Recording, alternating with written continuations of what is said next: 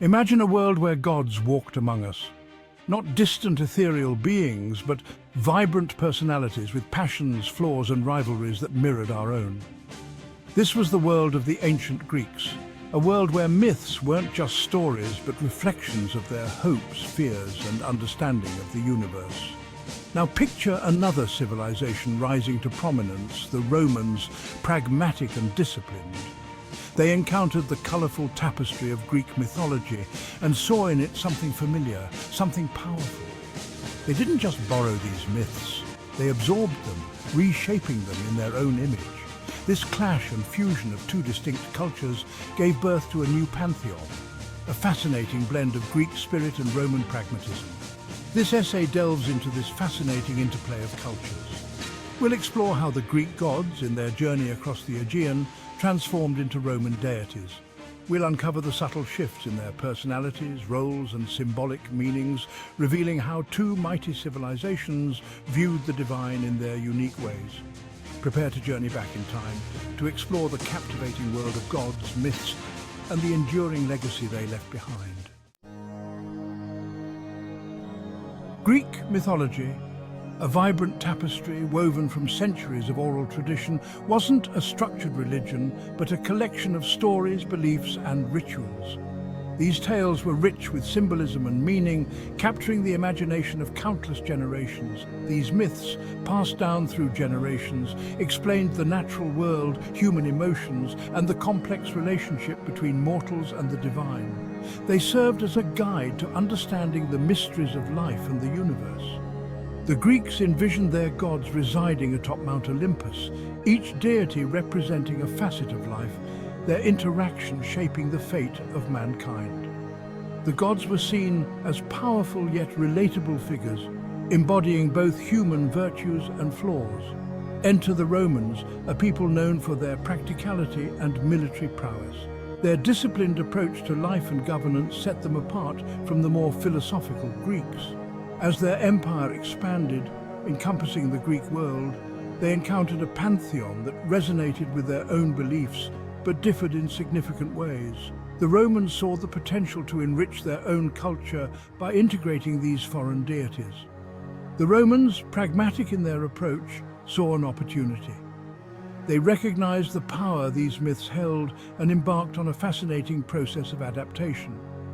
This was not just a political move, but also a cultural and religious evolution. Rather than discarding the Greek gods, the Romans assimilated them, merging them with their own indigenous deities. This blending created a richer, more diverse religious tapestry. This wasn't a hostile takeover, but a cultural fusion. Greek gods were given Roman names, their domains slightly altered to fit the Roman worldview. This process allowed for a smoother integration of Greek culture into Roman society. Zeus, the powerful sky god, became Jupiter. The wise Athena transformed into the strategic Minerva. These transformations were more than superficial. They reflected deeper cultural shifts. These weren't mere name changes, they reflected subtle but significant shifts in personality and emphasis.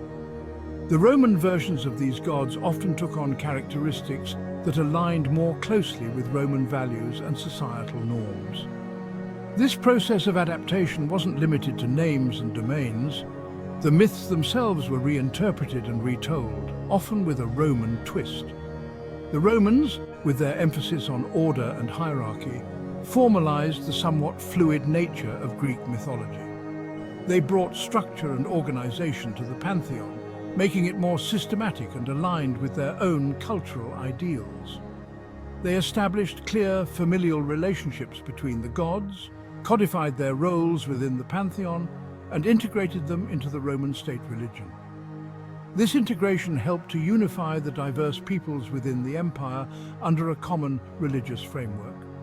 This fusion of Greek creativity and Roman structure resulted in a unique pantheon, reflecting the values of both civilizations.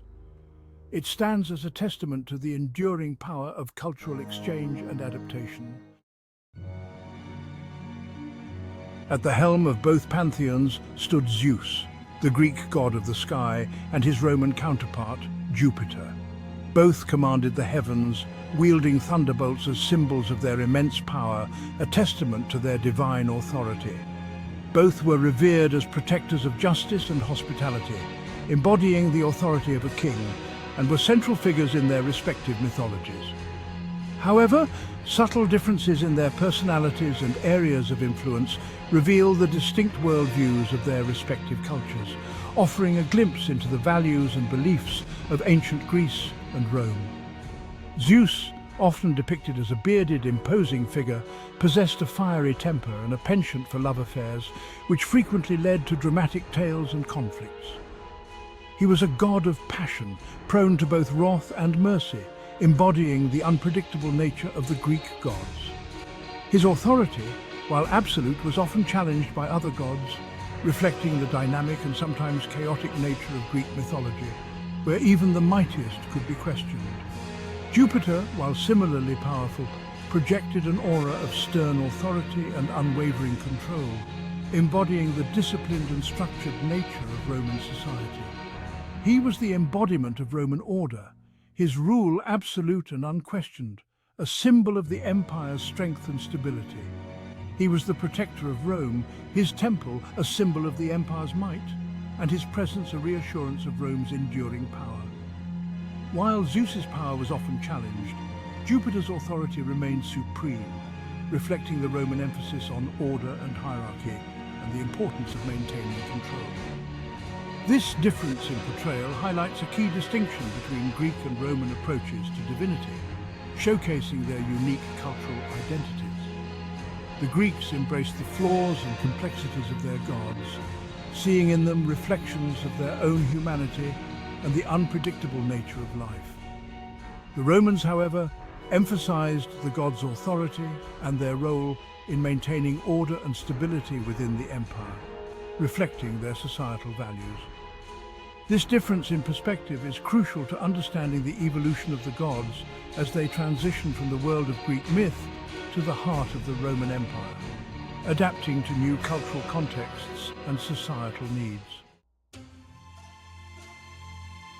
Hera and Juno, guardians of marriage and state, revered across ancient civilizations for their powerful roles.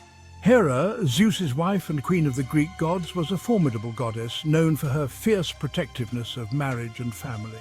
She was worshipped in grand temples, and her influence was felt in every aspect of Greek life. Her Roman counterpart, Juno, shared this domain but evolved into a more politically charged figure, embodying the strength and dignity of Roman matronage. Juno's role extended beyond the household, symbolizing the power and stability of the Roman state. Hera, often depicted as majestic and regal, was deeply involved in the lives of mortals, particularly women. Her presence was a constant reminder of the sanctity of marriage and the importance of family.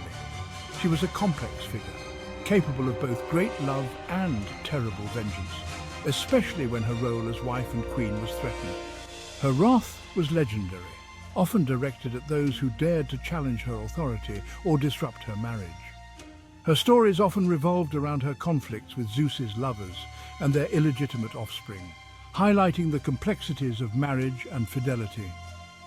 These tales served as moral lessons on the consequences of infidelity and the strength of a wife's resolve. Juno, while still associated with marriage and childbirth, took on a more prominent role as a protector of the Roman state. Her influence was felt in the political and social arenas, where she was seen as a guardian of the empire's stability. She was regarded as the guardian of Rome's finances, her image appearing on coins, and her temple housed the treasury. This association with wealth and prosperity underscored her importance in Roman society. This elevation of her status reflected the importance of Rome's political life and the central role women played in maintaining the social fabric of the empire. Juno's presence was a testament to the power and influence of Roman women.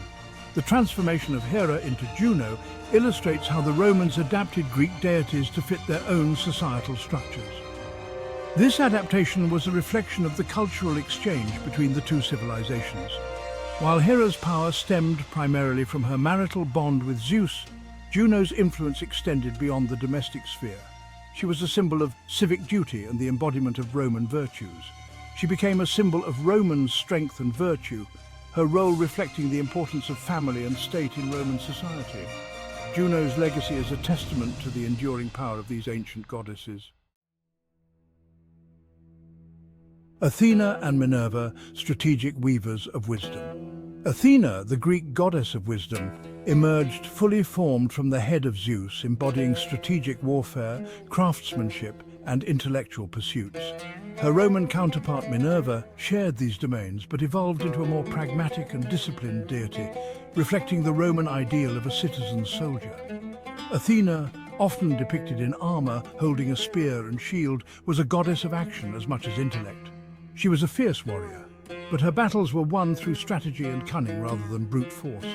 She favored heroes who relied on their wits, guiding them with her wisdom and strategic insight. Minerva, while still associated with wisdom and strategic warfare, came to embody the Roman virtues of discipline, self-control, and devotion to duty. She was the patron goddess of craftsmen, her skills reflecting the precision and order valued by Roman society. Her image adorned military standards, representing the strategic mind needed for victory. The subtle shift from Athena to Minerva highlights the Roman emphasis on practicality and discipline. While Athena represented the brilliance of strategic thinking, Minerva embodied its application in the service of the state. This transformation reflects the Roman ideal of a citizen soldier, where intellect and discipline were equally valued in the pursuit of victory and the preservation of Roman order.